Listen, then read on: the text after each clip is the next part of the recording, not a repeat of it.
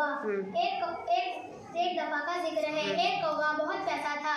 वो पानी की तलाश में इधर उधर उड़ रहा था। इस दौरान उसको कई घड़े नजर आए, मगर वो घड़े का पानी पीने वाला कौवा नहीं था। वो जदीद दौर का कौवा था, न्यू मॉडल का कौवा था। यह है सो न्यू मॉडल का कौवा है क्या? हाँ। चलो आगे कहानी। उसे किसी फ्रिज की तलाश थी। आखिर उसे एक फ्रिज नजर आ गया। वो लपक कर उसके पास पहुंचा, मगर बिजली नहीं थी। फ्रिज बंद पड़ा था।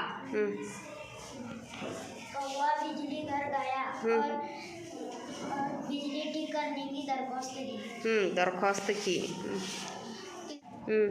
इसकी दरख्वास्त किसी ने नहीं सुनी। कौवे को ये बात बर्दाश्त नहीं हुई। कौवा बड़ा चालाक था और सारा दिन दरख्तों पर बैठकर इंसान की करतूत देखता था। कौन देखता था? कौवा। कौन सा कौवा? पीछे बैठा हुआ।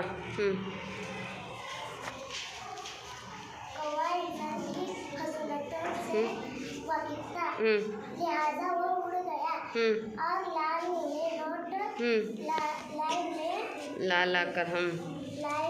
जाने लगा।